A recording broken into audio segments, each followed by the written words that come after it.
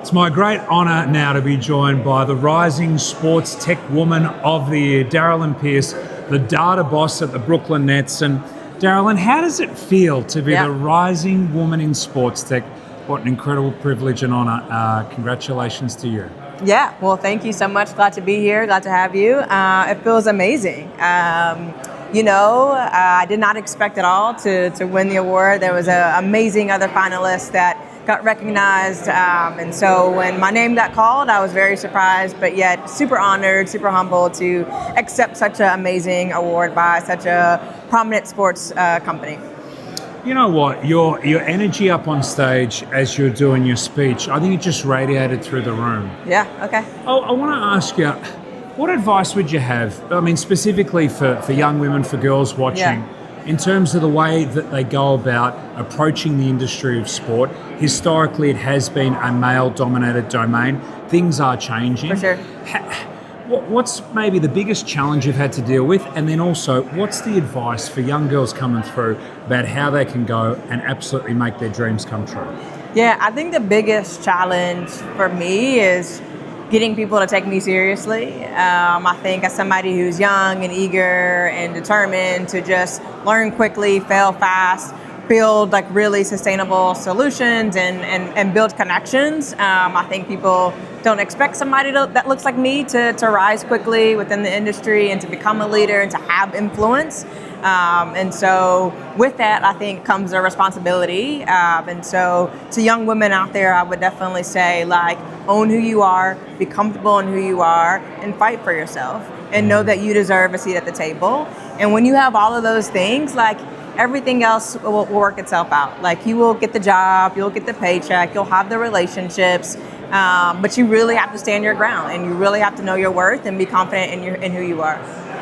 You know, what you mentioned there about, there are times when perhaps people haven't taken you as seriously as they should have. You've dealt with that. How do you sort of internally deal with that to sort of keep your compass centered on true north and push through that sort of reticence that might be out there? Yeah, well, the good thing is I don't get my validation from external people, right? So people's opinions and I think people's perceptions and biases don't really dictate who I see myself to be, right? So my confidence comes from other things, other people, and so based on who I am and my faith and how I was raised, like, that's how I come to the table. And so I don't necessarily need somebody to affirm me. And the affirmation comes, right? When they see that you're intellectual and you know what you're talking about and you're making impact, the respect comes, right? And then they want more of who you are. They want more of what you bring to the table, and then we're one big happy family. And it works. It's great. I love it. Very powerful thing to liberate yourself from other people's opinion and get it internally. I got no doubt people are going to take a lot from what you're saying. Okay, what about with the Brooklyn Nets? What an amazing organisation to work for. What are the big goals that you're working on at the minute? What do you want to try and achieve over the next 12, 24 months? Yeah, so you said Brooklyn Nets, so I'm also going to highlight the New York Liberty because those are two 100%. basketball franchises that we work with. Both are great organizations, growing organizations. The big thing for me as a head of our data and analytics team is really starting to build the next level of our AI framework in terms of making sure all of our customer data, our operational data is ready for these agentic solutions that we're starting to build, not only internally for our employees, but also for our fans. And so what that means is making sure we have the right infrastructure, making sure we have semantic layers built, making sure we have good governance and data, cleanliness and hygiene, making sure our systems are talking to each other and they have good connectivity across all of our platforms, all of our venues, all of our digital ecosystem. And so that's what's top of mind for me is as we're pushing the barriers and what AI looks like, not only for our business, but for our fan experience, making sure the data is in a great spot. Agentic AI, absolutely fascinating. AI that doesn't just think, but it actually does. It acts for itself. For sure. So you're doing all the hard work under the hood. For a fan, how will that materialize for their experience? What's coming their way? Well, that's a great question. I don't know how much I can promise in this conversation here, but I would think at the highest level, right, I think the fan can expect a little bit more personalized experience, right? And the personalized experience doesn't necessarily have to show up in the venue. It could show up at home, on their couch, when they're on the subway, when they're watching us on TV.